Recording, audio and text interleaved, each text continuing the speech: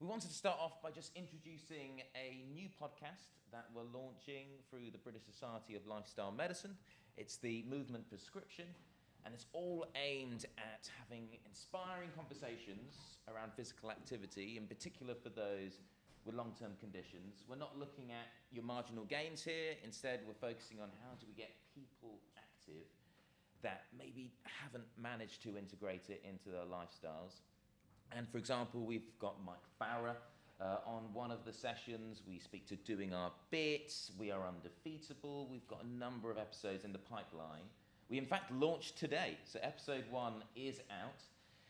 And we'd love you to get engaged, have a listen, and also if you want to jump on the podcast yourselves and your organizations to share it with the healthcare space and with other healthcare professionals, please do get in touch with me and Callum at the end of this session. We'd love to have you on.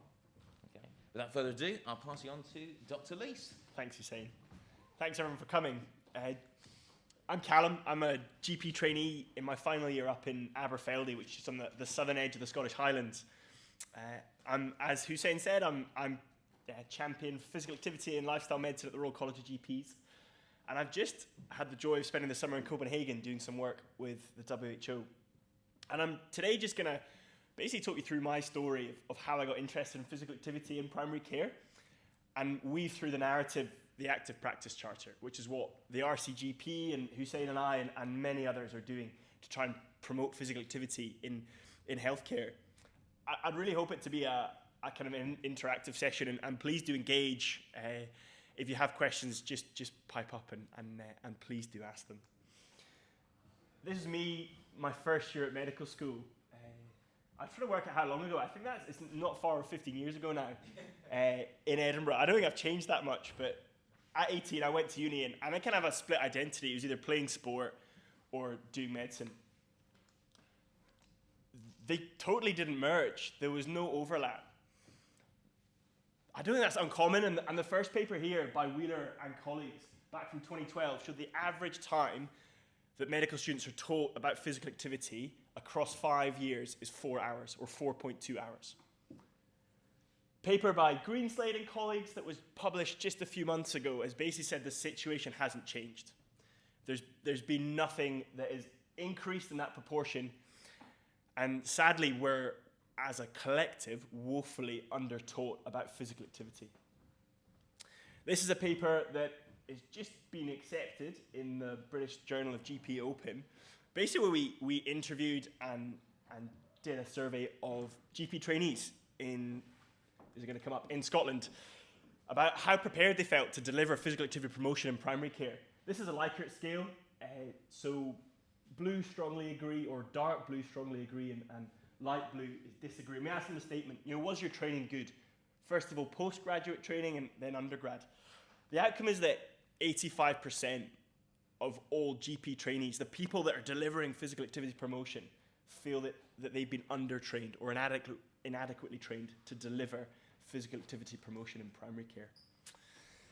Anyway, back to me. This is Aberfeldy in the top right, that's Wadesbridge. In 2020, I started my GP training, and then the middle of the COVID pandemic.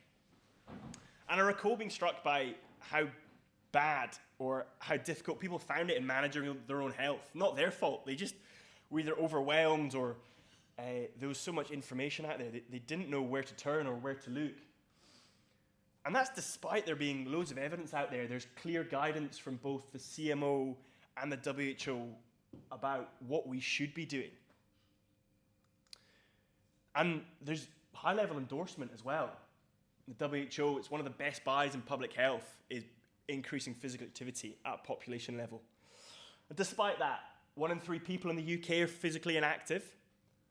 1 in 6 deaths in the UK are caused by physical inactivity, and the cost, as I'm sure everyone are aware, is vast to the NHS. So in Aberfeldy with some colleagues, we set up this charity, Healthiest Town. Slightly bold, grandiose aim of trying to make Aberfeldy Scotland's healthiest town. Just by addressing the pillars of lifestyle medicine, physical inactivity, diet, community living and mental health and well-being.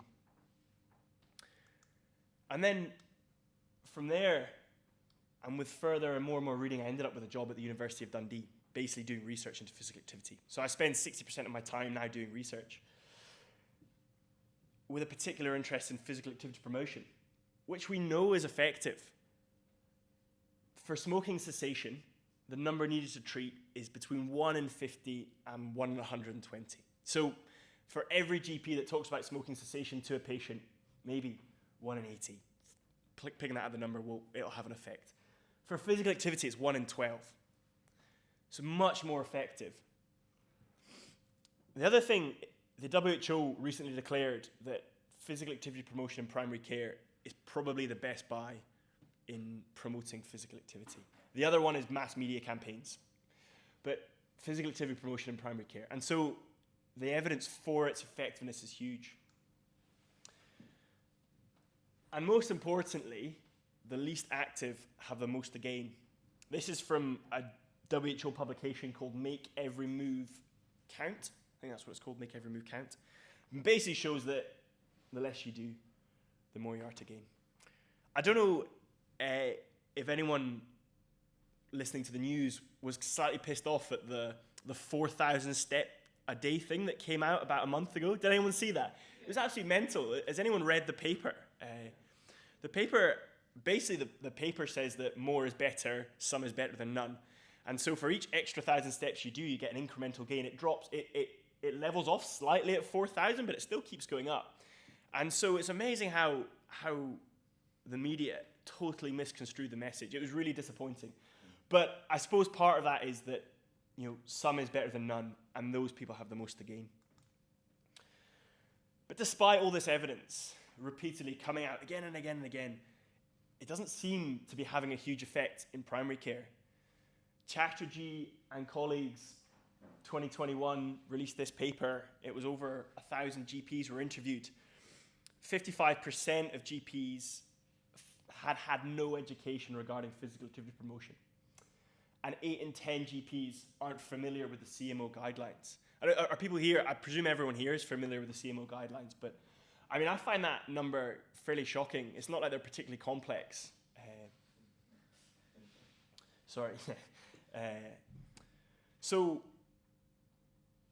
I set about my first piece of work when I got my job was, what are the barriers to the promotion of physical activity in primary care? And just for a few minutes, I'm going to ask people just to turn to their left, to the right, behind them, and just answer that question, and then possibly we'll get a few people to feed back. But if you work in primary care, show of hands, who works in primary care? If you work in primary care, what are the barriers? If you work in the field and you're thinking, gosh, why are primary care people, why is it so difficult to get hold of them? If that's you, what challenges do you face engaging with primary care? What is it that is the issue? So yeah, just take a couple of minutes, turn to people and have a chat. What do you think the barriers are?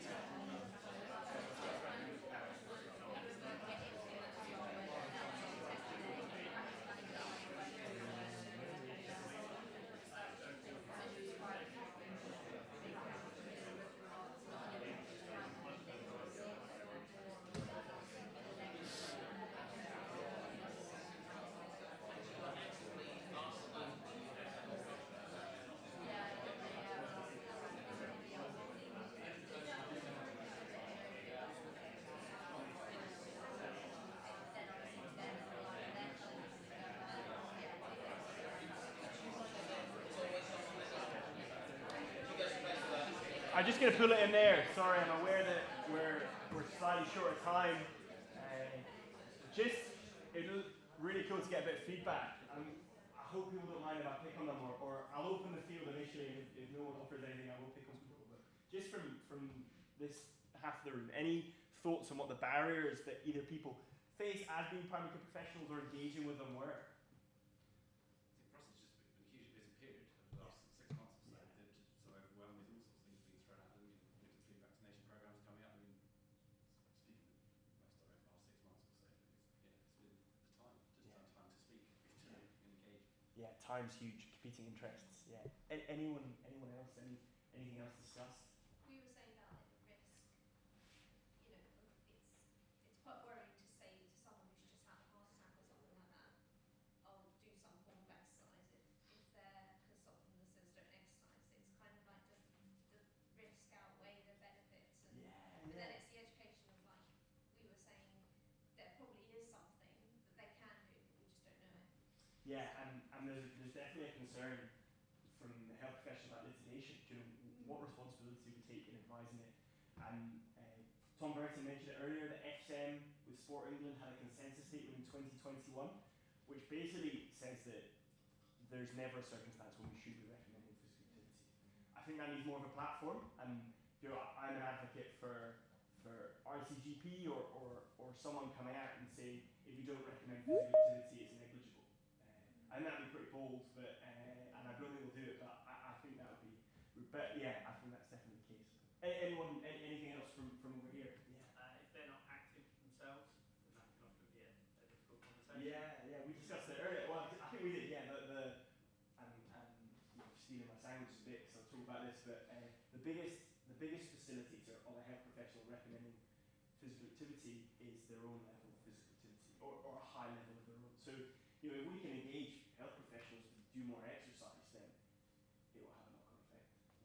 Yeah. I think the time and work pressure is obviously is high up there, but one thing is that willingness to collaborate with local providers. So, for example, we've sort of had some examples of people going into primary care and supporting them around supporting patients around conversation like this activity. I think sometimes opening arms to saying actually we can work with people out in the community to come in and be that additional workforce, and that might be activity instructors or could be volunteers, but there's a whole army of people out there that could offer support. And I think it's a great point, and knowledge is a big thing. And I think GPs often feel overwhelmed. There's so much there, and actually so much they don't even know about. And I think being up in Scotland, so we're probably 5 years behind where England is in terms of social prescribing. It's pretty novel, and I think we're still kind of working out what that looks like. But I think an integral role, to my mind, of what social prescribing should look like is community mapping. And hopefully social prescribers will be able to say that this is what's available and act as an interface between GPs and healthcare professionals, so they don't have to hold all that in there. But you're totally right. I think it's just overwhelming how much there is, and keeping an oversight on that's really challenging. Yeah, I think we covered most of it. So lack of time. Oh, I've gone too quick. What's happened there? Yeah, lack of time, a lack of resources, lack of education and knowledge. And the final one is financial implications. I think GPs are worried about what cost it has. Things like how much are standing desks going to cost us? How much are cycling infrastructure, a new shower? Does this all add up? Callum, can I just say? Yeah, please. I think from personal experience, yeah. Sometimes I'm afraid to say that conversation because it looks like you're criticising. Because I took a family member in, and the mention of physical activity didn't come up at all. And I knew for this condition it was so important. So I said, well, what about physical activity and nutrition? And she said, oh yeah, that's number one. But why didn't you say it? But I think it's almost like you feel like you're criticising, and maybe it's how to have that conversation that's really important. Yeah, I think you're really right. And a lot of that, I think, is education. We have no nutrition education in medical school. Even the physical activity stuff that was mentioned when I was at medical school, it was in the context of other things. So that 4 hours isn't 4 hours on how to deliver physical activity promotion in primary care. I'm almost at the end of my GP training, I'm not had a single talk on how to deliver physical activity promotion. And so I think we acknowledge it's important as a profession, but we just don't feel equipped to deliver it. And I sorry. A bit of a question really, is it also, do you think, the perception of what physical activity is? Because we do a lot of work around trying to change the perception, to talk about movement more than sport now, and I think sometimes the physical activity and sports sector itself, we've overcomplicated what it is to move a little bit, so there's this perception that it's something really out of possibility to do, when we're literally talking about moving a little bit more, and I think sometimes the risk and the perception stops the conversation as well. Yeah, I think you hit the nail on the head. I think we do overthink it, and you know, hark back. I won't repeat what Neil said, but infrastructure is really important, and making environments in which moving is easier in all forms. Based from the research, I ended up going out to do some work with WHO this summer, looking at exactly the same thing: physical activity in primary care. And you know, the issues faced in the UK are universal throughout Europe. It's not like we're in a unique challenge. It's not like we're the only one facing time pressures. How do we address it? I don't know. I wrote a report for the WHO, and these are kind of the 4 areas I said would be the best to address it. So in the undergraduate curriculum of all health professionals, I think we need to mandate education of physical activity promotion. It was mentioned earlier in Tom Burton's talk. One of the questions, someone called Hugh asked it. It was a great question, and I think there's a lot of reluctance to do that. We want to offer independence to medical schools. Ireland doing it. It's called Make Every Contact Count. It's an 18-hour mandated undergraduate curriculum for every single health professional in Ireland on how to deliver physical activity. It's worth Googling. It's really interesting concept, and one that would be great to roll out. Governing bodies, policy and guidance. I briefly mentioned a bold statement from the RCGP or equivalent. I think that would be exceed all my expectations, but even providing things like continuous professional development and advocacy. Environment is massive, and then health systems just need to support and fund it, which again, sat through there, I think we're all aware that funding's tight, and we all different projects, and it's just how that we get the message across that funding this is the right thing. And then moving on to this. So this is the RCGP answer to all these problems. It's an evolving beast. It's iterative, and hopefully it's going to continue to improve. But there's various outputs, as you can see on the right, what we're about. The key program and the legacy is the network of active practices. Have people heard of active practices? Is that drawing people into this talk? Yeah. So the active practices is basically now over 200 across England, Wales, Northern Ireland, Scotland, although disappointingly for me, Scotland is incredibly sparse. The one right in the middle of Scotland, that's Aberfeldy, that's where I'm based. It's great, it's increasing in number. In fact, it's above 320 for the certified now. So. Oh, great. Sorry, slide's out of date. Yeah. Sorry. And, good national coverage. International, maybe one day. That's what we're hoping for. What does it look like? 5 simple steps. Reduce sedentary behavior in staff and patients. Increase physical activity in staff and patients. And partner with a local physical activity provider. It was mentioned earlier, very briefly, I think there's still a huge misunderstanding or lack of knowledge about the fact that sedentary behavior and physical activity are independent risk factors, and they both need to be addressed. And that's what this aims to do. Partnering with a local physical activity provider can be a range of different things. Parkrun practices, which we'll briefly mention later, is probably the biggest thing, and so just about 75% of all practices that have got the active practice charter are paired with parkrun as part of the local physical activity provider. What does this mean in practice? Hussain is a GP in Leamington Spa, and hopefully this is Looking going to back on the last few years, the fitness club has been on a fantastic journey. It all started with very humble beginnings. On the 25th of September 2019, to celebrate National Fitness Day, we launched our fitness club, initially as a social media club. Its aim to highlight and promote the local fitness organisations and leaders.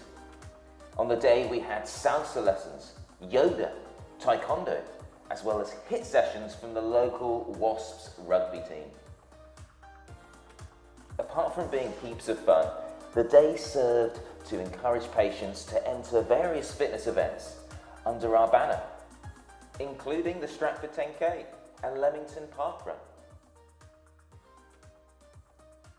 With this newfound enthusiasm in our patient community, we decided to create a challenge. From September to December the 25th, we would get our patients to cumulatively run, swim, or cycle 10,000 kilometers. The response was fantastic. Over various media platforms, including Strava, Instagram, Twitter, and Facebook, patients started delivering the results, contributing to this 10,000 kilometers. And it was not just patients. I made a concerted effort to get staff members involved. I knew that more physically active and less sedentary members of staff would mean a more productive workforce, but also they would be better able to promote the benefits to their patients.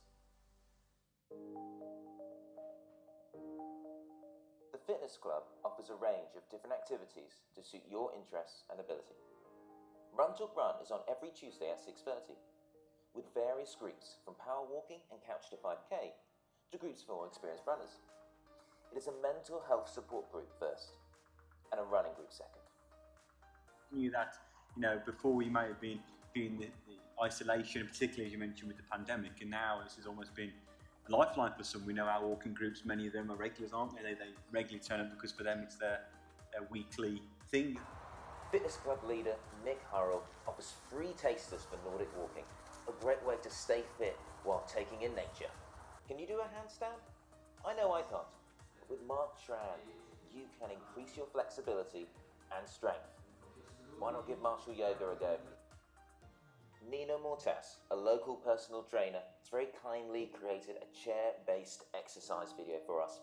This is accessible through the website and is great for those that may not have the confidence on their feet or have to spend a lot of time indoors. 9 o'clock on a beautiful, crisp Saturday morning in Leamington, and Newbold Common is hosting parkrun number 449. They're all ages, all abilities, and all smiles. Everyone has their own motivation to take part. Clarendon Lodge Medical Practice in Leamington is one of the first to get involved.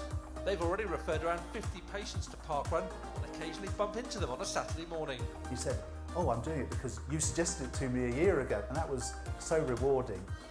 Through our collaborative work with Think Active, we put on free taster sessions at Newbold Leisure Centre for our patients.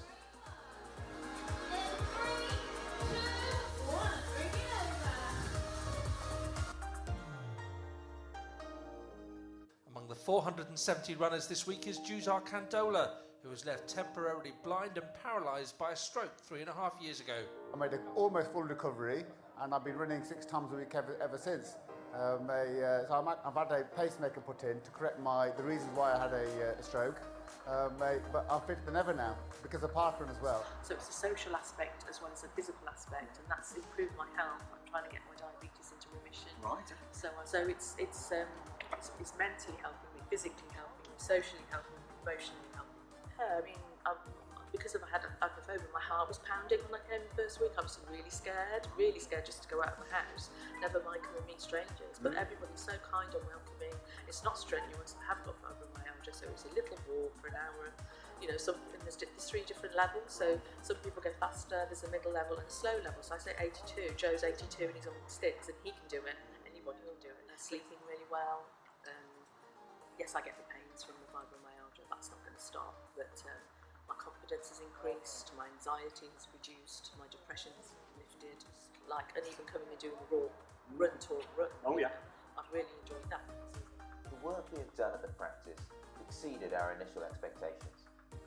We look forward to growing further with the help of our local partners and patients, keeping true to the same 3 goals we initially set out with. Better physical health, better mental health, better community. If you have been inspired, why not join the Active Practice Charte today and start your journey? Thank you, Callum. we wanted to do by showing you that case at my practice is showing that it can be achieved, but we need certain ingredients there. And I think we've already touched on it, how that was predominantly delivered by the local fitness industry. We had patients who were personal trainers, everyone active who runs our local gym got involved. Our local park run was very much connected. Good Gym, who I'm sure probably most people know about, they support us. And so it's not about trying to get GPs to do all this work, and I think that's the key message you need to get across. Because that's normally what they hear. Because normally when an email comes into your inbox, someone wants you to do some work. And you're already doing so much work, you try as best as possible to ignore it, and if they don't come back, hopefully leave it at that. But if you can just try to engage them that, look, we can create a framework where you can signpost to people that will do that work, that know what they're talking about. Because that's what we do with everything else. When a patient comes to see me with a complex cardiological problem, I don't really know what to do, if I'm being honest. But I know who I need to send them to get that support. And that's the same thing here. They don't need to be physical activity experts. They don't need to be, international triathletes. They just need to know that this is going to help and where to send them for that help. I hope that's useful. I'll pass back to Callum. Yeah, thank you. Just to reiterate that Clarendon Lodge is the exception to the rule and not the norm. So certainly not asking practices to achieve this. Just a few frequently asked questions. Who decides what changes the practices make? The practices do. It's purely led by the practices. Second question, do we ever reject applications? Occasionally, but it's more, come back to us, prove some more things. And so almost all applicants are successful. And the few times they're not is if it doesn't meet the 5 criteria, if there's slightly insufficient detail, in which case we'll just ask for more, or if it includes aspirations and not actions. So things need to be met. It's an award. Hussain touched on it. It doesn't need to be led by a GP.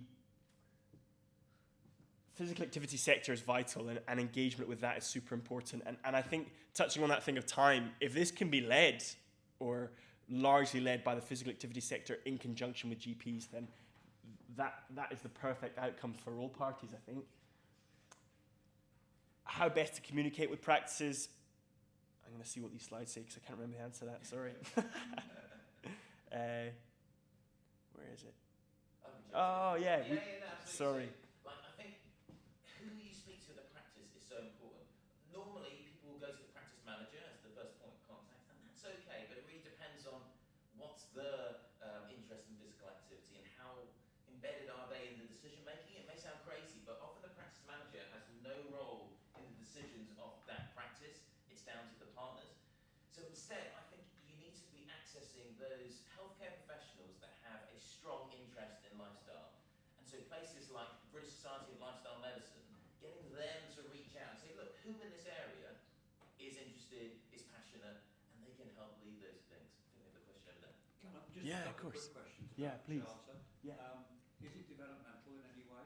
Is it just a standard that they have to achieve, or does it have developmental Yeah, good question. elements built in? And how is it monitored? And how are you confident that a GP practice carries on doing Continue work? to maintain it. Yeah. So at the moment, it's just a standard being met. We are in the process of building a toolkit, and we're hopefully, we've applied for some funding through Extra Uni to hopefully create a much more engaged, supportive program than what we can offer at the moment, because we're restricted by time. The monitoring thing, we've done some monitoring. We're hoping to publish it soon. Basically, it's involved surveys being sent out to GP practices that have signed up. I think everyone, whether you're a health professional or not, is swamped in surveys anyway, and so response rates are always low. And it's self-reporting. And so once you've been awarded the charge rate will be revoked. Sure, thanks. Just put things into action. 30 seconds of sit to stand, if that's okay. So get everyone up on their feet, and then we'll just go.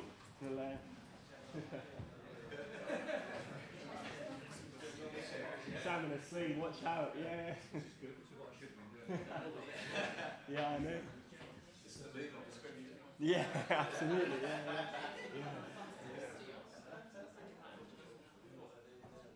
This is a nice buzz. Great. Hey. Earlier I was wondering if there'd be many people standing in the presentations. I didn't see anyone standing, but maybe in the second half we'll all be on our feet. Tell me how you build that into a slide afterwards. I'll use that in my students. I've no idea, but I'll put you in contact with Hussain. Yeah.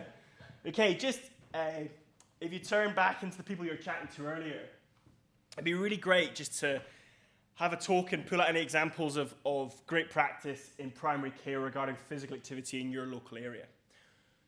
If you don't have anything, don't worry, that is probably going to be the majority, but just if you can, please share some great things, and just we'll do that for a minute or two, then we'll feed back. And I'm aware that it's almost lunchtime, so yeah.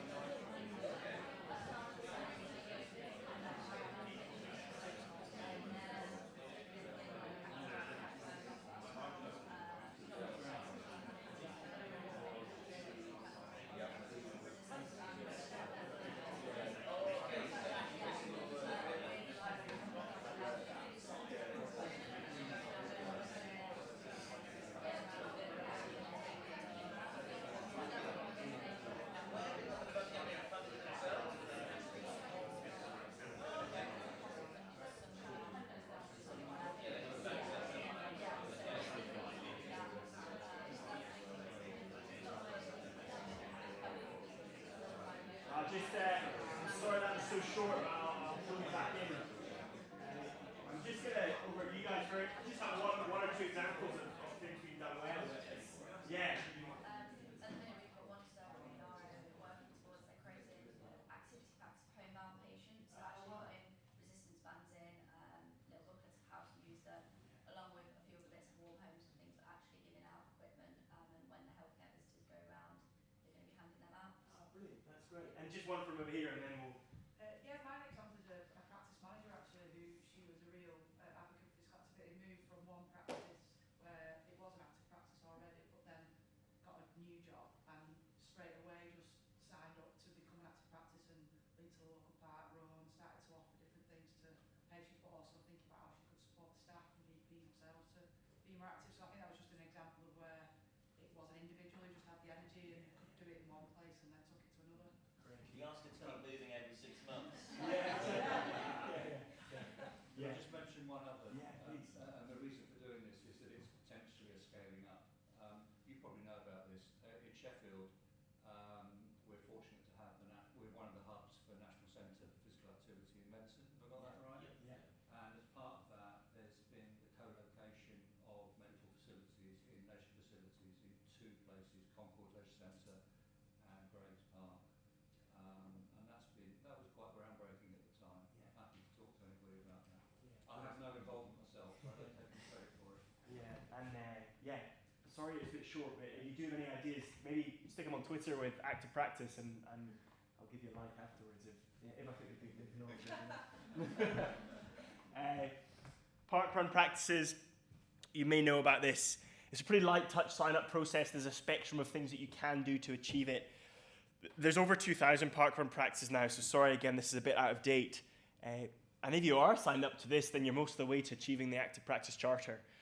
It's worth checking out, and there's a QR code to the RCGP website at the end for both this and the Active Practice Charter.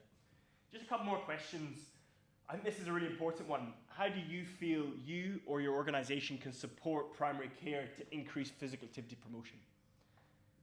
And then I'll add another bit on that. How do you think that we as the RCGP can support you as well? So kind of two parts to that question. Again, just a couple of minutes. We'll pull out a few ideas, and if you've got a really good one and it's not brought out, stick it on Twitter, and we can continue the conversation there. Yeah.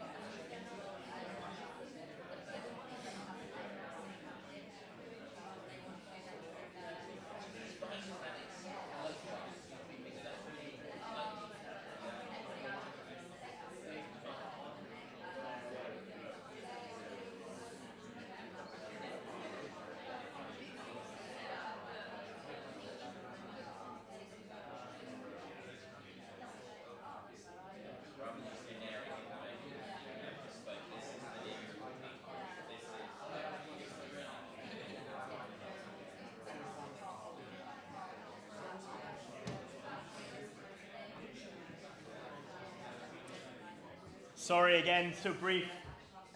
Just going to pull some thoughts from over here. Is there anyone willing to share? Yeah, we've got two. Yeah, you go first, please. It's the terminology in not dumbing down, but moving from exercise to physical activity to movement, in what you were saying. Parkrun's a great example, but because I think the average times are going up and up and up each year, so it's becoming short. People in short shorts and vests are running faster, but the fact that more people are doing it, the average parkrun times are getting slower. It means it's more accessible. So it's more, and the spin class is great. I work with leisure centres. It's great to see people doing that, but I don't think that's going to appeal to the majority of people. It's talking about movement rather than exercise. That's quite a good point, but like, I would remedy that because, in essence, if we focus on just the bottom, then we're going to try to minimise the implication, the complications of chronic long-term conditions. But something that we realised that we didn't do was we didn't influence the bottom of the tree to stop them moving up. So I'm talking to the people that haven't yet developed the first long-term condition, but they have the formula to develop one. And I can tell them that, yes, in 15, 20 years' time, you're going to come and see me and you're going to have this, this and this. And so we do need to give them activities that reach their level, because what we found is no one wants to come to, for example, our walking groups. They knew us for those with mobility issues, etc. And so they're like, oh, that's not for me, that's not for me. I'm 30 and, I just want to do something a bit more intense. So you kind of have to make sure that the person with high risk isn't just the person with high disease, it's the person with the formula that's going to create disease as well. But yeah, I totally understand your point. Yeah, there needs to be something for everyone, doesn't it? Yeah, sorry. Yeah, I mean, to be honest, I'm trying to link your work to the work I'm doing with social prescribing pilots. Yeah. So we've got an example in the room at the front where that's happening in Bath, and it's where can we join the dots between the work that you're doing and the work that we're doing? Because I think one of the biggest challenges that we're having is particularly where our teams are more transport led. They don't have that engagement with GPs. They can't get through the front door, whether it's trying to speak to the partners or the manager. Yeah. So knowing who's already doing this type of work in those pilot areas to then champion the cause would be a really good Grab link. us afterwards and we carry that conversation. Examples to share across PCNs. Exactly. Yeah, examples. Yeah, okay, cool. And we can definitely help with that, I think. So yeah, just grab our emails afterwards. Yeah, okay. I think it's that awareness of relevant services out there. I understand it's really difficult for practices to build it, that what is out there in the community, and also that changes so often. But looking at it from a men's health perspective, I know that on the weight management side of things, in a lot of practices, only 1 in 10 referrals for weight management services are for men. So I don't know what that looks like on the physical activity side of things, but I think making sure that we're building services that people want to access, whether that be for men, for women, for specific pain groups, to ensure that we can provide an equitable offer. Yeah, that's Just following on from that really, I think one of our pathway in Oxford is called Move Together, and it was mentioned earlier that one of the biggest things is understanding what's out there in the communities, and one thing we do is we receive referrals from primary care, and we have a dedicated workforce that will have that behaviour change conversation with people to understand what activity works best for them, and people mentioned gyms, people mentioned home activity resources, community settings, and I think that's the way we're doing it really, in the sense that take that pressure off GPs, receive those referrals and have those detailed conversations with them. So I think that takes away the not knowing what's out there, and has that additional workforce to support primary care as well. And we're definitely seeing males that are, I think something like 33% of engagement for males compared to 67 for females, and that's been a theme throughout as well. So it sounds like a good model. Brilliant. Well, look, I'll just finish there. It's lunchtime. We're not flicking through. The last thing I just wanted to point on this slide, everyone's an inspiration, and just live the change that you want to see. And these are some of the inspirations of my life. I'm going to point out my mum, who's just retired on Wednesday. She was a GP, but she used to do her home visits on her bike. She had a little e-bike. She used to go and do home visits with her bag on. And she's definitely an inspiration. So yeah, just remember that we're all inspirations, and keep doing and being the change that you want to see. And there's the QR code to the RCGP website for Active Practice Charter. There's a hub on there as well, so there's loads of resources. I've really enjoyed some of these thoughts. Please come and grab my email afterwards. I'd love to continue the conversation, and I couldn't agree more that one of the biggest things that we need to do is just collaborate better, and I hope that's what platforms like this offer. And if we can collaborate, or there's a way that we can use the contacts, the resources, and the other active practice emails that we have to help disseminate information, then we'd really love to. So yeah, please reach out afterwards, and thanks for joining.